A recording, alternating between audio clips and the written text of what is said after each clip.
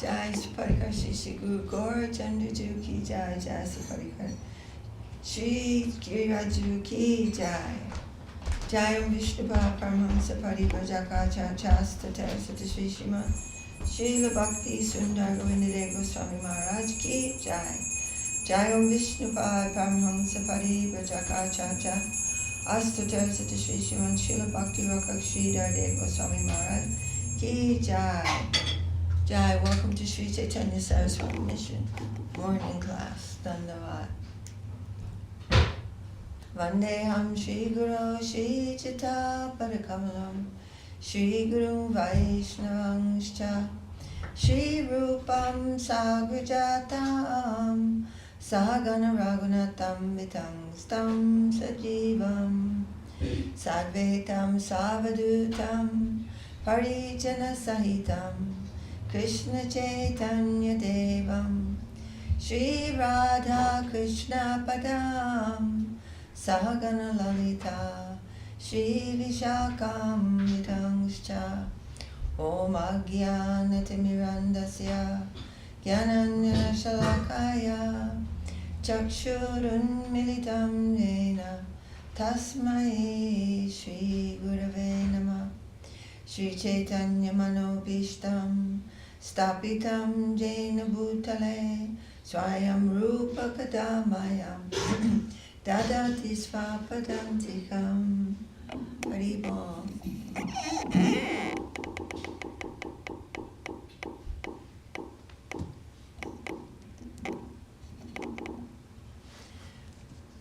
Haribam. Jai Sri Caitanya Charitamrta.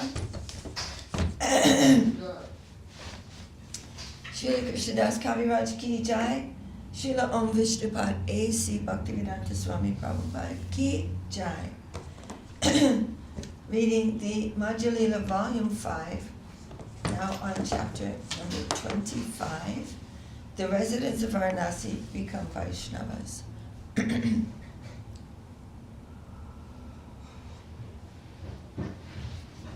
It's a miracle for anyone to take Mahaprabhu showed a miracle by relieving the Mayavad sannyasis, the Mayavadi sannyasis, of their deep darkness. It's very, very difficult to do that. It was only by his divine influence. And the Maharashtrian Brahmin knew it would be, if they could feel his presence, if they could see his divine form and be in his presence, then they could be converted, not by argument, because they do. Sarvabhauma Bhattacharya was also influenced by Mahaprabhu, but he was also brilliant enough to realize that his understanding was incorrect. But mostly they were just stuck in a whirlpool of illusion. Jai, Jai Jai Sri Chaitanya, Jai Nityananda, Jai Dvaita Chandra, Jai Gaur Bhakta Vrinda. Hari Om. Text 35. Chirananda Krishna Vigraha Maika Karimani Ebada Papa Satya Chaitanya Ravani. The Mayavadis do not recognize the personal form of the Lord as spiritual and full of bliss. This is a great sin. Sri Chaitanya Mahaprabhu's statements are actually factual. Sri Chaitanya Mahaprabhu's movement especially aims at defeating the Mayavad conclusion about the absolute truth. Since the members of the Mayavad school cannot understand the spiritual form of the Lord, they incorrectly think that the Lord's form is also made of material energy. They think that he is covered with a material body just like other living beings. Due to this offensive understanding, they cannot recognize that Sri Krishna's personal form is transcendental, not material. Their conclusion is a great offense at the lotus feet of the Lord. As explained by Sri Chaitanya Mahaprabhu, Sri Krishna has his eternal, blissful form that is full of knowledge, and all Vaishnava acharyas accept this. That is the proper understanding of the absolute truth. Nata parang paramajad bhavata swarupam anandamatram avikalpam avidavarcha pashyami vishvasrijam ekama vishvamatma atman bhutendriyatmakam adasta upashrito smrit. O Supreme One, the transcendental form I am now seeing is full of transcendental bliss. It is not contaminated by the external energy. It is full of effulgence. My Lord, there is no better understanding of you than this wonderful form.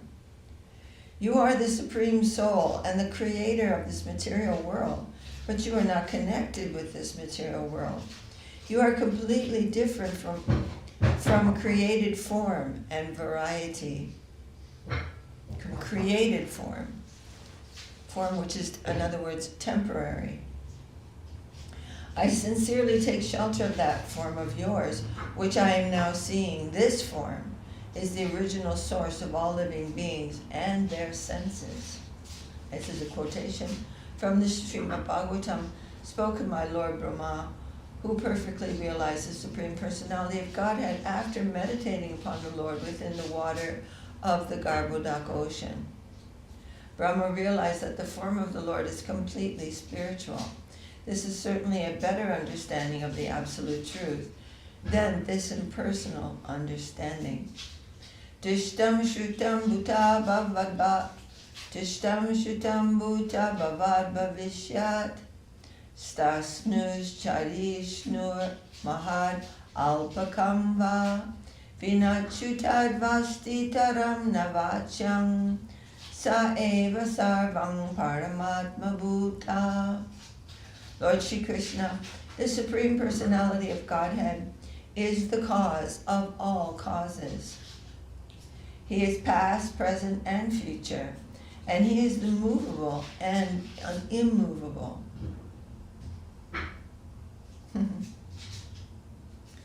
He is the cause of all causes. He is past, He is the present, and He is the future. And He is the movable and the immovable. Yeah. He is the greatest and the smallest, and He is visible and directly experienced. He is celebrated in the Vedic literature. Everything is Krishna, and without Him there is no existence. He is the root of all understanding, and He is that which is understood by all words. Oh, wow, that's an amazing shloka. This verse is from the Srimad Bhagavatam, 10th canto, and was spoken by Uddhava when he came to pacify all the inhabitants of Vrindavan during Krishna's absence.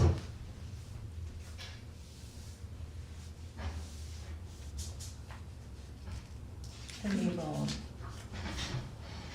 Tadva idang bhuvana mangala mangalaya Jaya smano darasitam tad upashakanam Tasmai namo bhagavate nuvide matubhyam Yo nadrito naraka bhag bir asa prasangai.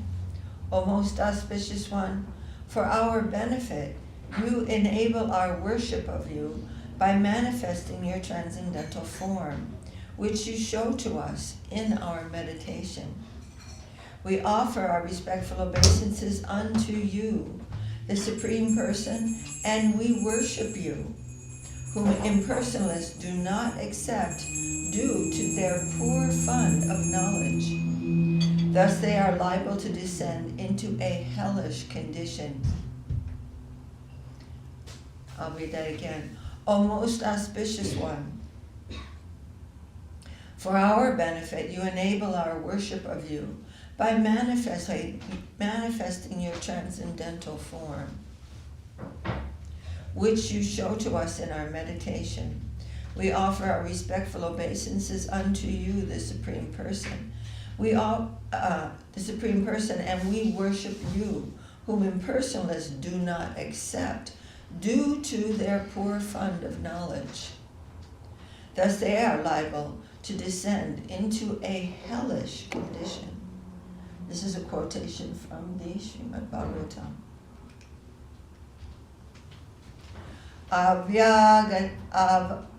Avagyananti man muddha manushim tanumashitam parang bhavam majananto mama bhuta maheshwaram. Fools disrespect me because I appear like a human being. They do not know my supreme position and as the cause of all causes, the creator of the material energy. This is a quotation from Bhagavad Gita. Tanahan dvishata kruran samshareshu naradaman shipam yajashang ashubhan ashurishveva jonishu. So these are all quotations from scripture. And so the Mayavadis, because they don't know these quotations, they're not actually educated properly. So they're seeing just this one misunderstood conception, and they're not looking around to see so many other things that are completely contradicting that conception from the revealed scriptures. Tanam dvashata kruran samashareshu naratama. I just read this one. Shipamya jasham ashubhan ashudishveva jonishu. Those who are envious of my form, who are cruel and mischievous and the lowest among men, are perpetually cast by me into hellish existence in various demonic species of life. This is also a quotation from the Bhagavad Gita. Shutrera parinama mavada tahana maniya vivarta varastape vyasa pranta paliya. Not accepting the transformation of energy, Sripad Shankaracharya has tried to establish the theory of illusion under the plea that Vyasadeva has made a mistake. Well, why bother reading the Vedanta Sutra if Vyasadeva is liable to make a mistake? Maybe he made a lot of mistakes. Why refer to him at all?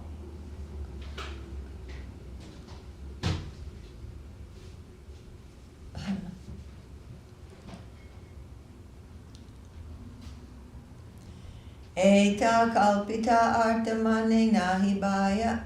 Eta kalpita artamane nahi bhaya. Shastra chadi kukalpana pasande bhujaya. Sripad Shankaracharya has given his interpretation an imaginary meaning. It does not actually appeal to the mind of any sane man. He has done this to convince the atheists and bring them under his control. So he herded them all together. Sripad Shankaracharya's propaganda opposed the atheistic philosophy of Buddha. Lord Buddha's intention was to stop atheists from committing the sin of killing animals. The atheists cannot understand God. Therefore, Lord Buddha appeared and spread the philosophy of non-violence to keep the atheists from killing animals. Unless one is free from the sin of animal killing, he cannot understand religion or God. Although Lord Buddha was an incarnation of Krishna, he did not speak about God for the people who are unable to understand. He simply wanted to stop animal killing. Sripad Shankaracharya wanted to establish the predominance of one's spiritual identity. Therefore, he wanted to convert the atheists through an imaginary interpretation of the Vedic scriptures. So he was kind of preaching Buddhism but bringing it back to some idea that there is a soul. These are the secrets of the Acharyas. Sometimes they conceal the real purpose of the Vedas and explain the Vedas in a different way, and sometimes they enunciate a different theory just to bring the atheists under their control. Thus it is said that Shankara's philosophy is for pasandis, or people who are naturally atheistic.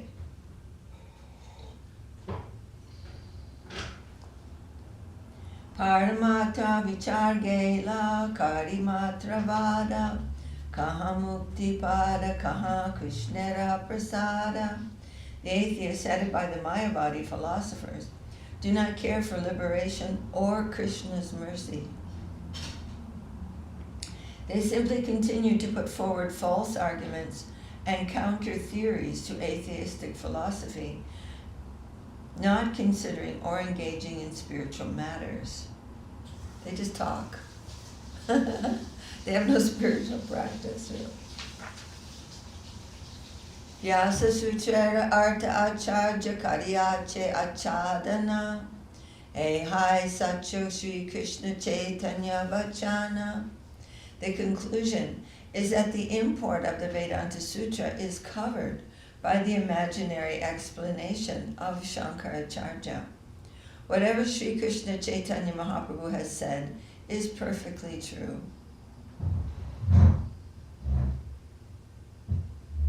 Chaitanya Gosai Je Kahe Matrasar Arajata Mata Se Shaba Charakar.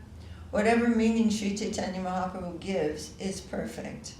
Any other interpretation is only a distortion.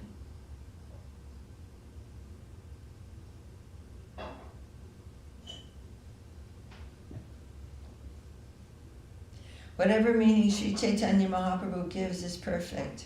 Any other interpretation is only a distortion. Etakahi se kare Krishna Sankirtan Shuni Prakasha Nanda Kichu Kahena Vachan. After saying this, the disciple of Prakashananda Saraswati began to chant the holy name of Krishna. Hearing this, Prakashananda Saraswati made the following statement. Acharya agraha advaita vada stapite tate sutrartha vyakya kare anyarite. Prakashananda Saraswati said, Shankaracharya was very eager to establish the philosophy of monism. Therefore he explained the Vedanta Sutra, or Vedanta philosophy, in a different way to support monistic philosophy. And that's an important point. So, tad vid pranipatena pariprasnena seva. So by submissive inquiry, in other words, what is it? Not, I want to hear that it is this. So Shankaracharya wanted to do a particular job, and so he just did that without reference to whether or not it was right. He just misinterpreted the Vedanta Sutra because that was what he wanted to do, not because he wanted to teach what the Vedanta Sutra actually is saying.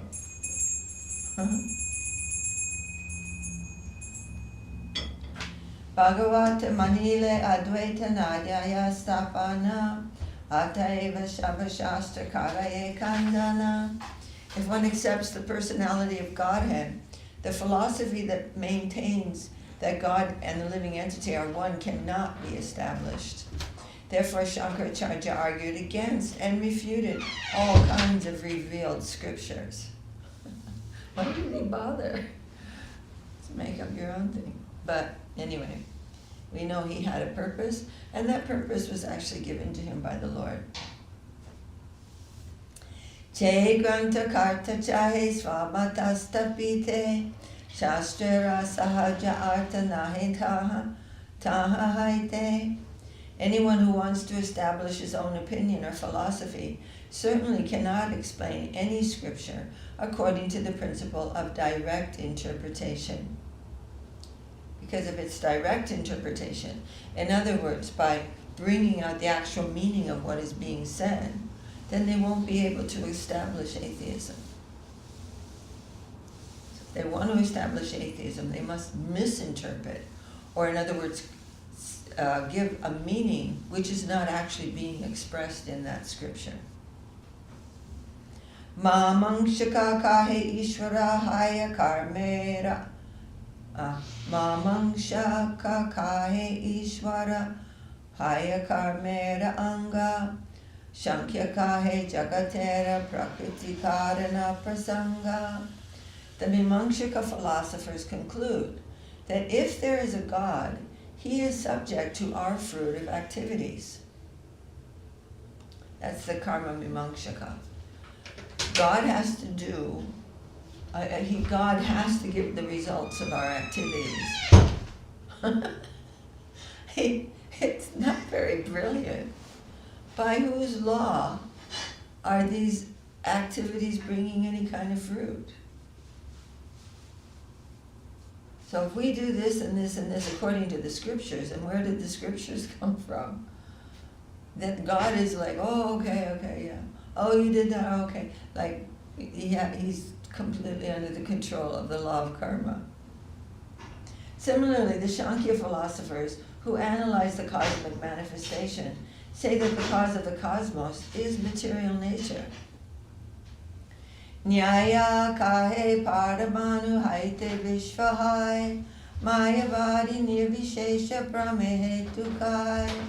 The followers of Nyaya, the philosophy of logic, maintain that the atom is the cause of the cosmic manifestation.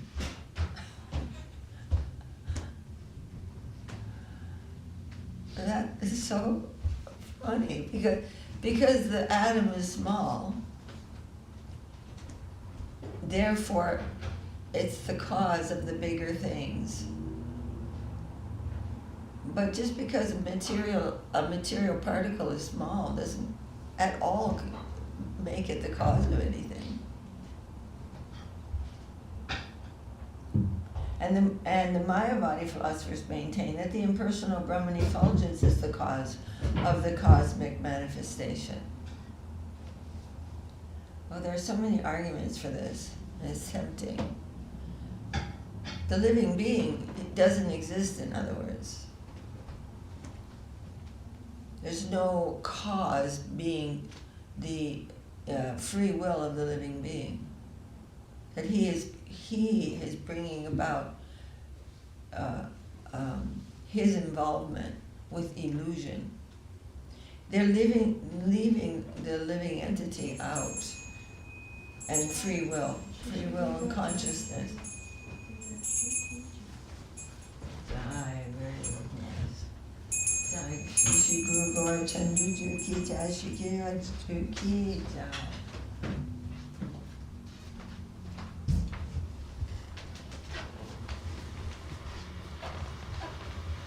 So the impersonal Brahman effulgence is the cause of the cosmic manifestation, and there's no involvement of free will or the individual consciousness of the living being. For what reason? Patanjala kahe Ishvara hai Swarupa Jnana, Vedamate kahe Chare Swayam Bhagavan. The Patanjala philosophers say that when one is self-realized, he understands the Lord. Similarly, according to the Vedas and the Vedic principles, the original cause is the Supreme Personality of Godhead. Chaya Rachaya Mata Vyasa Kaila Avartana Se Shabasutra Lanya Vedanta Varnana. After studying the 6 philosophical theses, Vyasadeva completely summarized them all in the aphorisms of the Vedanta philosophy. Vedanta mate Brahma Shakara Vedanta mate Brahma Shakara Nirupana Nirguna Vyatireke Tinho Hayata Shaguna. According to the Vedanta philosophy, The absolute truth is a person. When the word nirguna, or without qualities, is used, it is to be understood that the Lord has attributes that are totally spiritual.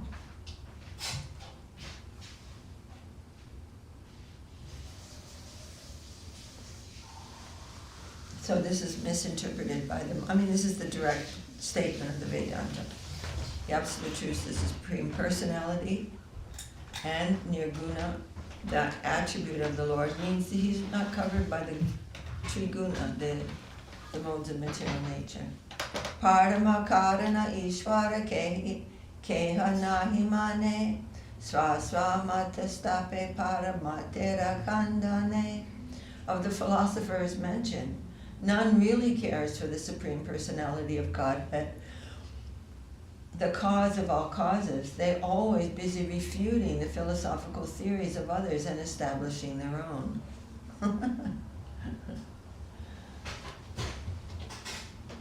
That's the whole goal. And it was the goal of Shankaracharya. He wanted to establish a goal. He wasn't looking to see what was actually being said. He wanted to establish a certain thing, so he just used that and twisted it around and said, this is what this means. This is a common thing to do. I mean, people who argue in a dishonest way, they're always just twisting things and making some statement based on something that's not actually happening. Tate chai darshana haite tattva nahi jani mahajana jay kahe se satyamani. By studying the 6 philosophical theories, one cannot reach the absolute truth. It is therefore our duty to follow the path of the Mahajans, the authorities. Whatever they say should be accepted as the absolute truth. As the absolute truth is transcendental to matter. So all the different kinds of theories, which are not actually worshiping the Lord, you can just go, there's no end to it. You're just going to argue until you die.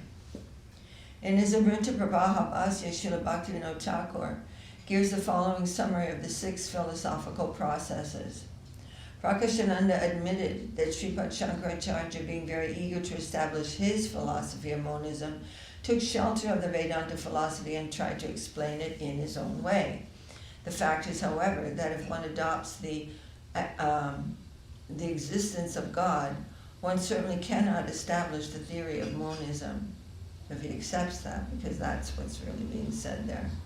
For this reason, Shankaracharya refuted all kinds of Vedic literature that established the supremacy of the personality of Godhead. In various ways, Shankaracharya has tried to refute the Vedic literature. Throughout the world, 99% of the philosophers following the footsteps of Shankaracharya refused to accept the Supreme Personality of Godhead. Instead, they tried to establish their own opinions. It is typical of mundane philosophers to want to establish their own opinions and refute those of others. Therefore, 1. The Mimamsaka philosophers, following the principles of Jaimini, stress fruitive activities and say that if there is a God, he must be under the laws of fruitive activity. In other words, if one performs his duties very nicely in the material world, God is obliged to give one the desired result. According to these philosophers, there's no need to become a devotee of God. If one strictly follows the moral principles, he will be recognized by God, who will give him the desired reward. Such philosophers do not accept the Vedic principle of bhakti yoga. Instead, they give stress to following one's prescribed duty. So those laws established by the Lord in the Vedas, now he's become under them. He has to give you what you want if you do the right thing. 2. Atheistic Shankya philosophers like Kapila. Okay, so... So this is what? Okay, so you're saying these philosophers that they're saying you don't need to know you. But what about the person who's like to use an extreme example, the Aborigine living in the forest who has no concept of that, but yet he's living his life exactly like kind of, will Krishna recognize that? I mean, we're talking more about people who are speculating and philosophizing and realize these things and yet make a different choice, in spite of the facts before them. That's always been a question in my... Okay, I'm going to try to understand your question carefully so that I don't waste time, your time. Well, I can ask you after, too, if you want to Answering just the move wrong on. thing. No, so I'm going to just answer it according to how I understand your question. That who are being described here, these different like systems of philosophy, right? But unless one actually reads the Veda properly and really understands what the Veda is saying through the great souls, he'll come with his own motive. I want to establish this. And then he just takes it and kind of remolds it into what he wants said. But I'm talking about the person who has no contact with the Vedas, no contact with any kind of organized, if you will, spiritual kind of thing, but yet at the same time is intuitively kind of living his life. Well, of course, we take birth according to our karma, and if we're born into sort of a stage of human existence which doesn't have philosophical tendency or any connection with divine truth, that is also a situation of karma. So what the result of all that is, it depends on it depends on what the details are of that kind of lifestyle. And these days, it's kind of, most people have had some kind of contact with something.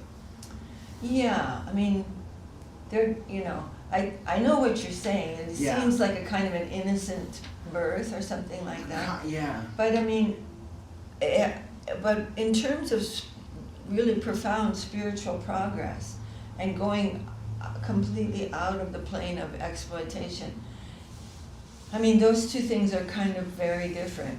Unless one has had a connection with a great Vaishnava Acharya, and in the line of Mahaprabhu most specifically, that's not going to really happen. And I guess, and one of the things in Christianity, it's limited, whereas here we're eternal and infinite. So even if that's the case, then there's plenty of time for that to occur. Yeah, there are chances, and especially now, with the influence of Mahaprabhu and the influence of the holy name, that is reaching so far into every species of life. Right. And I guess all the trees, every living being is affected by the Sankirtan movement. And so what I'm hearing you say, so if a person, for example, is doing that, then that person may get a birth that brings him into contact with it's possible. Right, we don't really know. But then that makes more sense than where I grew up with the Catholic Christian perspective, who doesn't really have an answer for that question.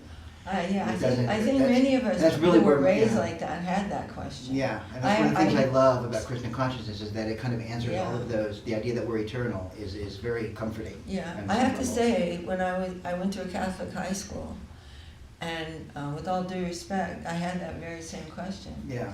Like, what? That seems unfair. Why do good people suffer? All those questions have kind of been answered here. Yeah, why would the Lord, I mean, I wasn't an atheist at all, but I just thought, well, I can't understand why the Lord will put someone in such an ignorant position that maybe they're born as this child of a heroin addict, and they're just like messed up from the start, and then maybe die really young, and like, how does that work?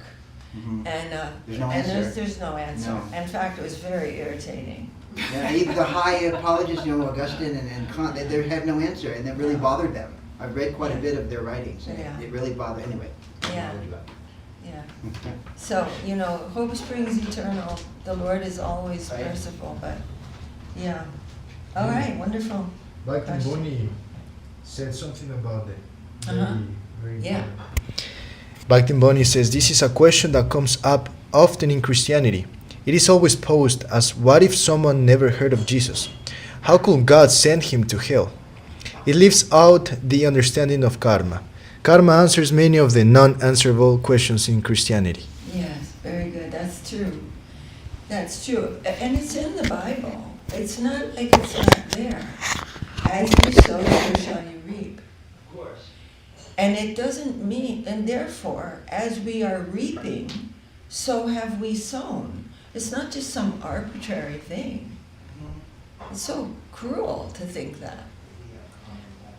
But a soul's journey can also make some progress even without connection. I mean, Krishna's in everyone's heart, and Krishna's there. So, I mean, even if someone hasn't come in contact with these teachings, like his example was, you know, someone living in the jungle or whatever, and they may be having some internal seeking or searching kind of mood, and they might not It reach depends it, on their past. and they might not find that in this lifetime, but if that soul has some yearning for Yeah. a deeper connection, then Krishna will give that opportunity, maybe Yeah. not in this lifetime, but in the Right. next, right? And in that yearning is also coming from some auspiciousness. Because otherwise we go round and around and around. That's about, you know, Brahmande Brahmite Kon Bhagyavan Jeev. Krishna, Guru Krishna Prasaded by Bhakti Lakta Beach. We can go round and round and round and round and round and round and round and round. From the top of the universe to the bottom of the universe and all around. Forever. But the fortunate soul will come in touch with the Mahajan and receive that beej. So even a Gyata Sukriti, if one has come in contact with a great soul unknowingly, that seed of searching will come into the heart, of searching for something ineffable. He doesn't understand where that searching is coming from or what he is searching for, but that searching has suddenly come into his heart. That is given by someone, unknowingly or knowingly, even within the animal species, or even within the plant species.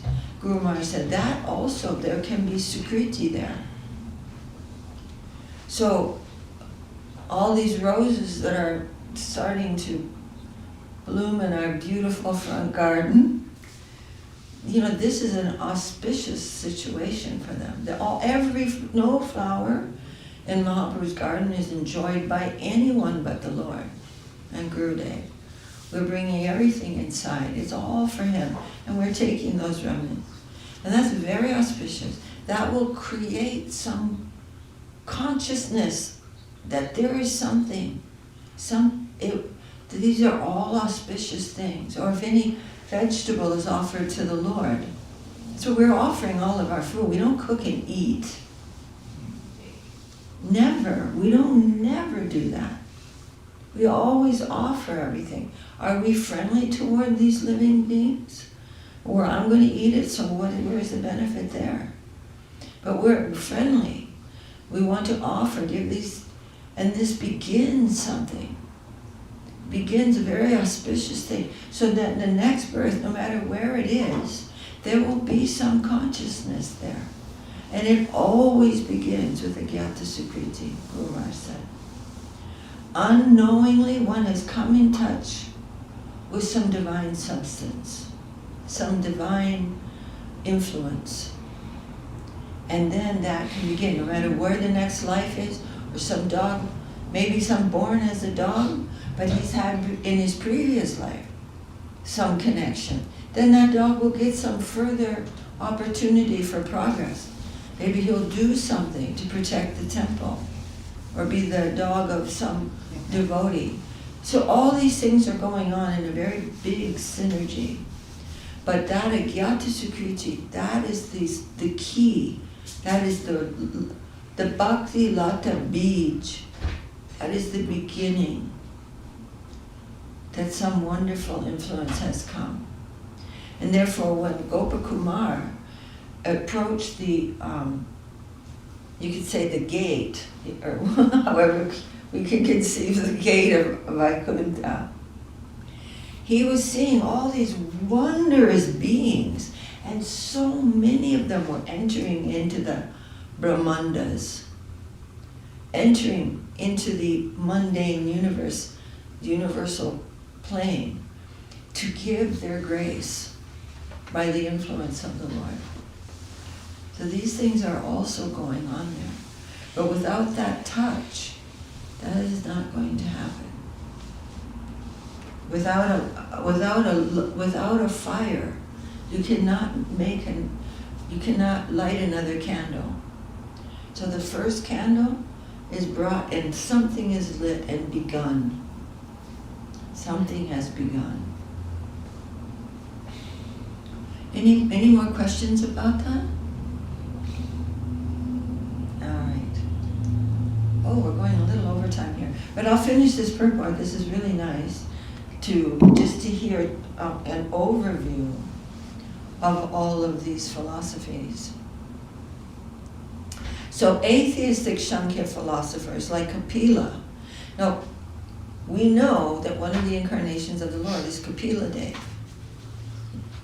And his mother Devahuti received divine instructions from him.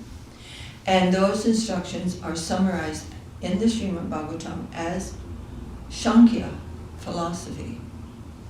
It's the basic understanding of reality. But then later on, another guy came along who was an atheist, called himself Kapila and called his philosophy Sankhya philosophy. So whenever you hear about this, we don't want to confuse those two. They're polar opposites. So atheistic Sankhya philosophers like Kapila analyze the material elements very scrutinizingly and thereby come to the conclusion that material nature is the cause of everything. They do not accept the Supreme Personality of Godhead as the cause of all causes. The Nyaya philosophers like Gautama and Kanada have accepted a combination of atoms as the original cause of the creation.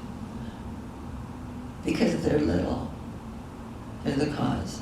Even though they're just as material as everything else, suddenly they're the cause because they're small. Mayavadi philosophers say that everything is an illusion, headed by philosophers like Ashtavakara. They stress the impersonal Brahman effulgence as the cause of everything. 5. Philosophers following the precepts of Patanjali practice the Raja Yoga. They imagine a form of the absolute truth within many forms, and that is their process of self-realization.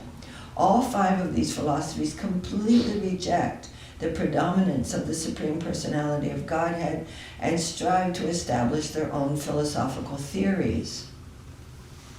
However, Srila Vyasadeva wrote the Vedanta Sutra, and he gave his own interpretation in the form of the Srimad Bhagavatam, and they're all like, why are they accepting the Vedanta Sutra at all?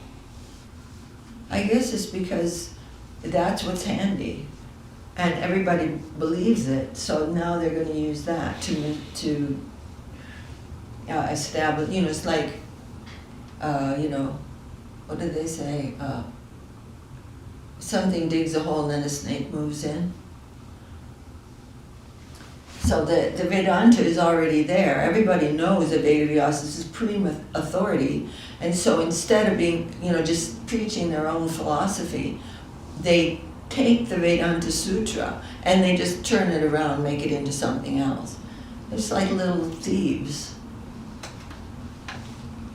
All 5 of these philosophies completely reject the predominance of the Supreme Personality of Godhead. However, Srila Vedavyasa wrote the Vedanta Sutra, and taking the essence of all Vedic literature, established the supremacy of the Supreme Personality of Godhead.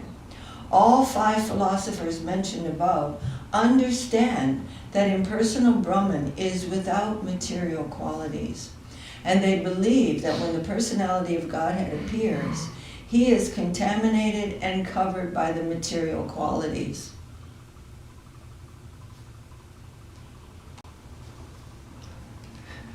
It's too absurd to even talk about. The impersonal Brahman decides something. He decides to become a human. And there's nobody there deciding. It's so dumb. It's like embarrassing.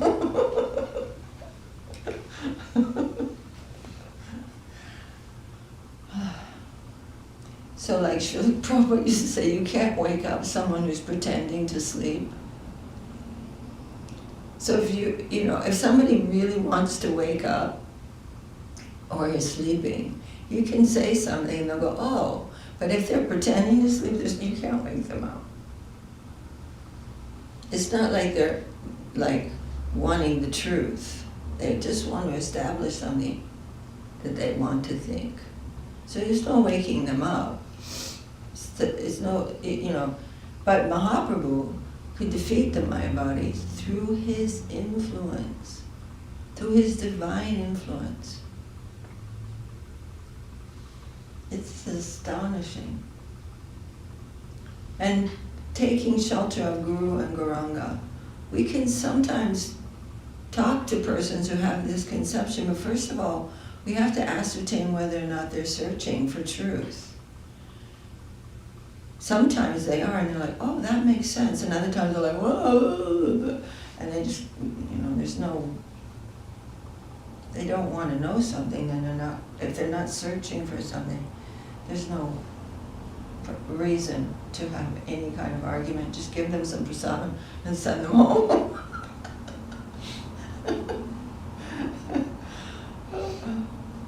All right. Okay, I will finish this purport. It's super nice. The technological term is saguna. They speak of saguna Brahman and nirguna Brahman. For them, nirguna Brahman means the impersonal absolute truth without any material qualities, and saguna Brahman means the absolute truth that accepts the contamination of the material qualities. And where did those material qualities come from? More or less, this kind of philosophical speculation is called Mayavad philosophy. So they're saying the absolute truth, the supreme impersonal Brahman, suddenly jumps, or a piece of it, jumps into this thing called the material qualities, which came from nowhere, and gets all dirty in there and just forgets that he's the Lord, but who is forgetting? Nobody's forgetting.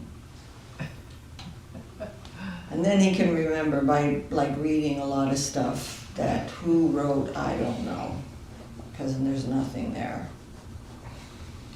More or less, this kind of philosophical speculation is called Mayavad philosophy. The fact is, however, that the absolute truth never has anything to do with material qualities, because he is transcendental, and he's a person, and he does decide things.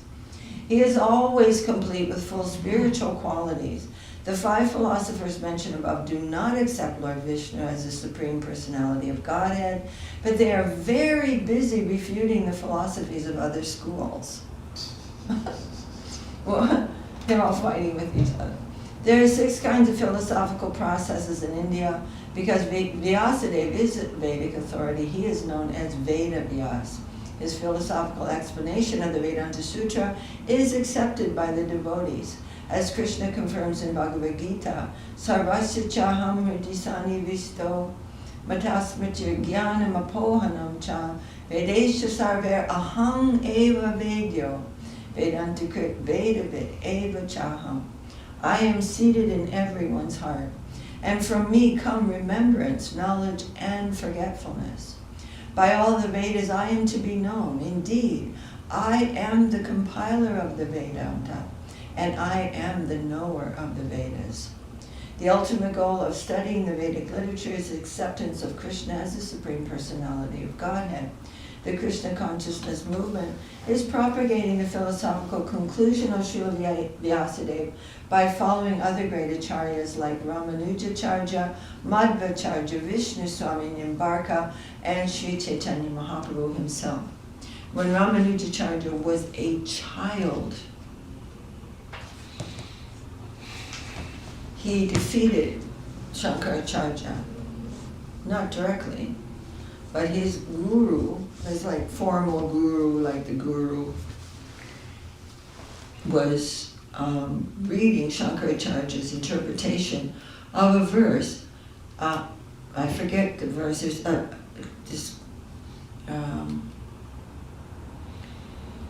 describing the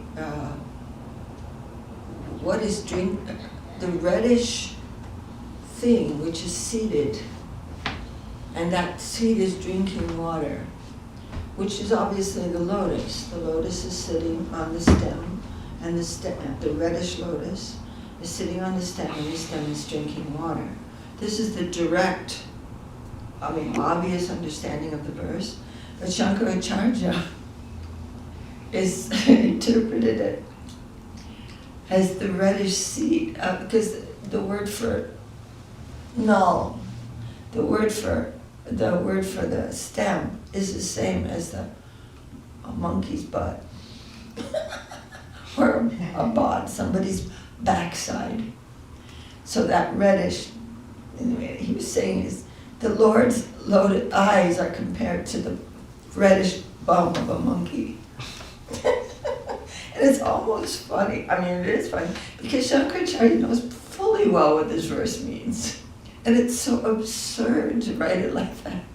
When the Lord's eyes are compared to lotuses everywhere. And so Ramanujacharya is massaging this like formal gurus, giving him a massage. And suddenly tears are dropping on the guru. The boy.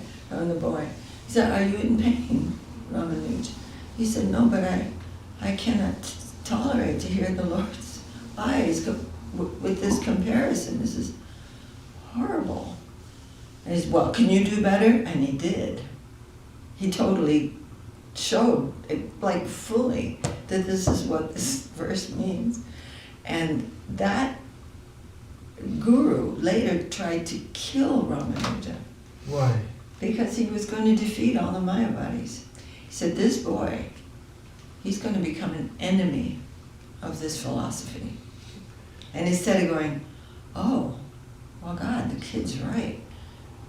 When one is atheistic, his envy covers all of his desire for real knowledge. And, we all have experience of our emotions taking over our proper vision of things. This has happened. But they're really atheists. They don't care whether he's right or not. They just care that that atheism will predominate because of enviousness of the Lord. So later on, that same person tried to murder Ramanuja. But I'm saying, even as a boy, he was easily defeated that. The misinterpretations of Shankaracharya. Because they're silly. But, as we heard from Mahaprabhu here, that is, Shankaracharya just gathered all the atheists together and said, okay, here, the Vedas are actually saying the same thing as Buddha is saying. They're like, yay! They don't really care if it's true or not. And then they're and thinking about. And so at the time of his demise, Shankaracharya spoke a very famous verse. He's saying, Bhaja Govinda. He's speaking to all of his disciples gathered around crying because nothing is going back to nothing. I don't know what. But they're all like gathered around and he's saying, Bhaja Govindam, Bhaja Govindam, Bhaja Govindam Mudamate. Prapte sanne tikalamarine ne ratsane dukin karine.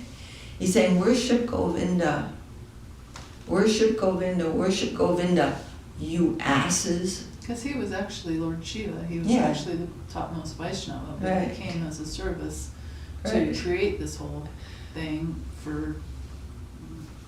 To gather all the atheists into one big pile. To make that And illusion he's for saying- the insincere. To create that illusion for the insincere. Yeah. Give them proof. And but he's calling his disciples Muda. Muda means like a foolish, like an ass. And he said,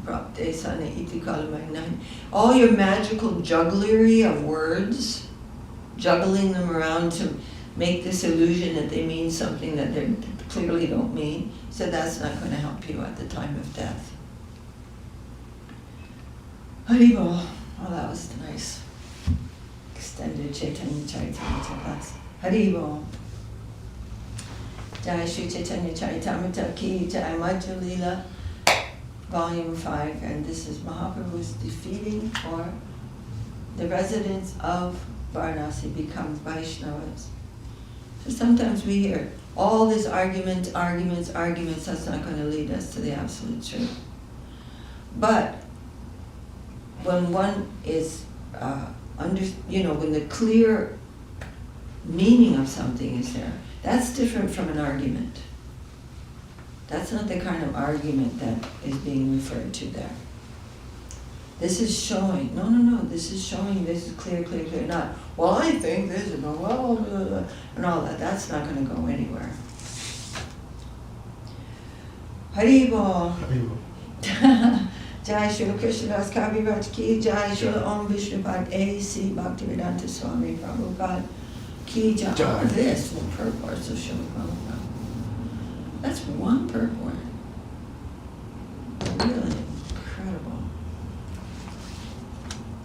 Okay, now we've begun to read the Upadesamrta, and really, I really recommend memorizing these verses, like one a week. Just record it on your phone and just play it and stop it and remember it. It's easy. They're not very long verses, and really simple meter. But they're so nice. And now, so I'll go back over the first two because we're now reading the the first four. So these, of course, have been given to us by Srila Rupa Goswami. Very few verses, going from control your urges all the way to the highest prospect of divine service in the very quickly 11 verses. So Vacho Vegam. Maybe we can sit together today, make some. I want to make posters. Printing? Okay. Huh? To print some Yeah. verses? Yeah. I Because- can print out the each verse individually, or all the verses. How would we do it? The I can verses. print The one thing I like about this particular one is that it has the word for word translate. Yeah, I can print out the verse with the word for word and then the short translation, just like each week, and then we could have it to review. It'd be nice to have all of them also, because I want to chant them all at the beginning of each class. Oh, okay. So we can just go over them, just Right. to chant. So, That's possible. we could just do it on one sheet of paper, or maybe two sides of the paper, and then we can make something. Yeah, okay, that'd be awesome, Didi, wonderful. Okay. Vacho vegam manasakroda vegam, jiva vegam, udarapasta vegam, etan veganyo viseheta dhira, sarvam apimam kritiving sashishyat. Vacho vegam? Manu Vegan. Do you remember what vacho vegam? Bacho? The urge to speak. The urge to speak. Manasa? Of the mind? Yes. Oh. That urge. The mind is just like, it's like like the king. No, there's no stopping it. The mind is like, what do you call it? And a street dog? Yeah, huh? And a street dog? A street dog. Yeah, right. Just does whatever it wants, just wanders around, eating garbage wherever it can find it. Passing urine anywhere and everywhere. It's like a tyrant. Just tyrannical. So then, yes, sir. There are these different urges, right? Which one is the father of all the urges? Is it the mind? Jiva. That's the urges of the jiva? The jiva means tongue. Oh, I thought jiva meant soul. Yeah, it's a different. Oh, okay. So is the tongue. So the tongue is the one that controls the mind. I thought the mind ordered the tongue to speak. Oh, no, not vachavegam. Jiva means eating, wanting to eat delicious things. Remember? Of all the senses, the tongue is the most Oh, uncontrollable. voracious. Yeah. Yeah. Oh, so is that desire to eat what controls the mind? Well, no. What was the question? Are the different urges codependent from each other? Yeah, I mean, the mind is the center. Is the center? Yeah, for sure. Oh, okay. The mind is the center. But to control the mind, so in the yoga system, there's this, we were talking about this yesterday too, like how everybody is trying to control the mind. I'm not going to do this, I'm not going to taste that, I'm not going to see that, I'm not going to anything, just trying to control the mind. The mind is the seat of those desires. By withdrawing the senses from the sense objects. But the most powerful of the senses is the desire to eat delicious things. And when that one sense is not controlled, none of them are controlled. So the mind utilizes the senses for its satisfaction. Yeah. Well, yeah. And Yeah. Oh, and that's a big, there's a lot to understand about that. It's actually, the sense objects are projections of the mind. But that's a very fine subject. That's what we were reading in the Bhagavad Gita, right? Mm. That the sense of the object of the senses are produced by the senses. Yeah. And then the senses are produced by the desires of the soul. Yeah, covered by the mind, yeah. So, but the most voracious, the most difficult, Guru Maharaj said, a man can be sitting in the Himalayas for so many years and years and years, controlling his senses, but it's artificial. So that means it's always trying to come undone. It's not natural. That's an unnatural process. Sitting and withdrawing the senses from the sense objects and controlling the mind. That's an artificial process. It's not like the senses have their proper use and everything, consciousness has its proper life and home. There's natural. That is artificial. And therefore it's always trying to come apart. It's always, it has to be done constantly in this artificial way, because any little breeze can undo that, but the big breeze is eating. And then the whole thing comes apart. It's very heavy, actually. It's just an unnatural situation and an unnatural process. Like if I have a relationship with a friend and suddenly I become wrong, I'm abusive to that friend, or I'm saying some mean things, or some influence came and I'm cruel to that friend, then I'm thinking, oh, this is giving me so much problems, I'm going to give up friends. No, that's not the problem. The problem is I'm misusing that. The really correct thing is to be an actual friend. Then it is a harmonious thing, it's natural. But to withdraw just from the world as though the world is the problem, that is artificial. The world isn't a problem. It's my misuse of the world that's the problem. That I have to now not stop, go away, but to come into a proper acquaintance and a proper relationship with everything. Then it's normal, and it becomes normal and natural. So, that's pretty clear. Okay, well, we did one verse. Okay. Of course, you Yeah, know. second class, no worries. Yeah, we have second class at breakfast every Yeah, day. but that's exclusive only for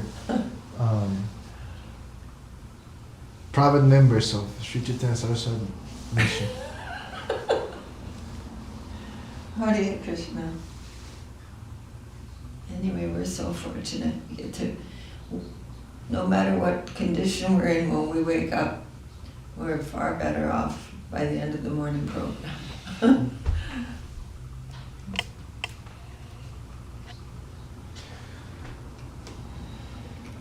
Hari Bol. Jai Shri Srila Rupa Goswami ki Jai.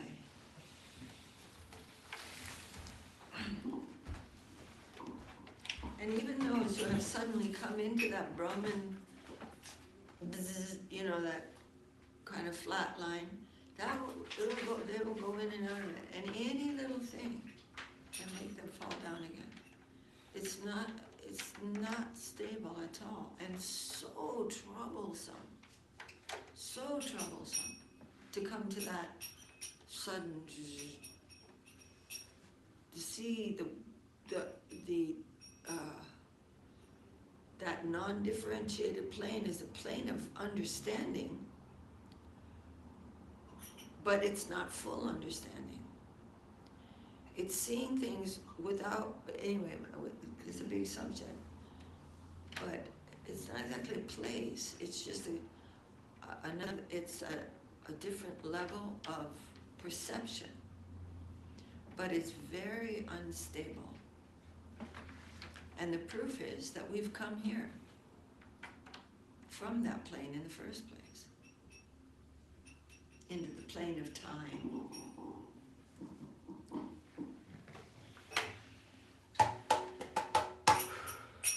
Hari Rama Krishna Rama Krishna Raya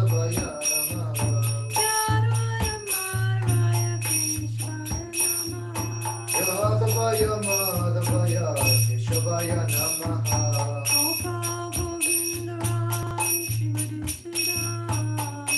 Gopal Govinda Ram Shri Madhusudana Giridhari Gopinath Madana Mokhana Sri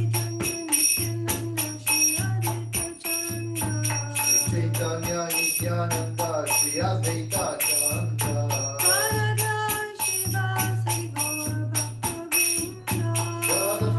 Shiva Sai Gaura Bhatta Vrinda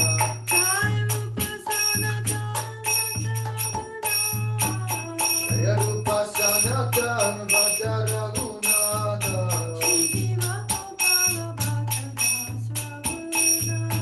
Sri Gopala Bhatta Raghunatha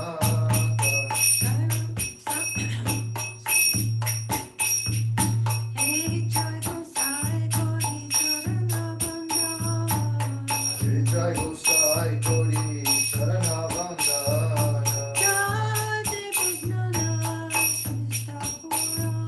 Jai Devi Nana Savisa Purana. I keep thinking what we were just talking about.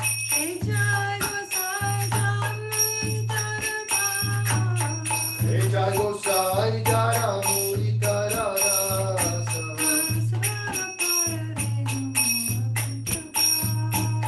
Asavara Pada Vinu Mora Mantarasa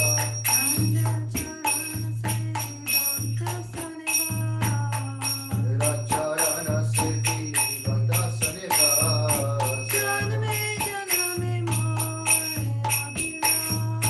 Praname Janame Mora Yavilasa Jai Gosai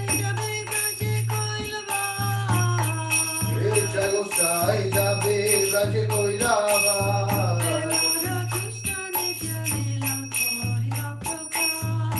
Radha Krishna Nitya Lila Koila Prakasa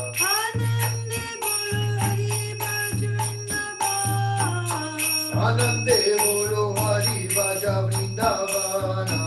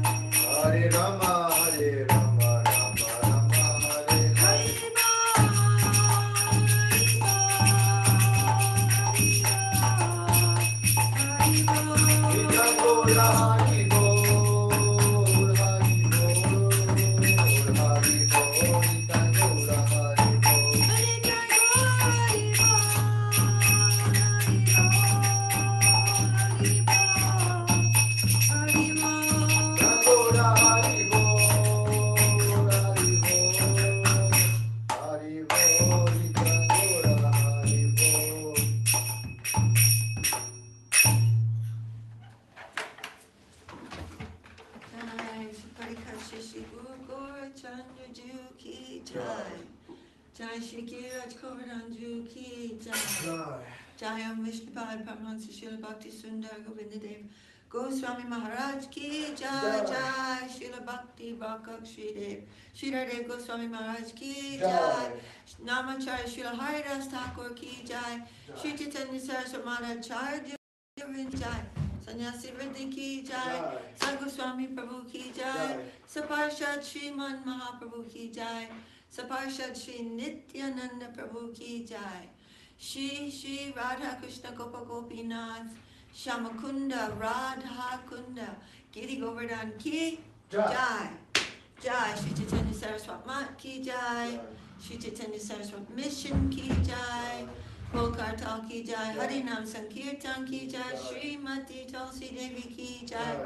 Samaveda Vaishnava Mandala Ki Jai. Samaveda Bhakta Vrinda Ki Jai. Nitai Gaur Premanandi Haribol.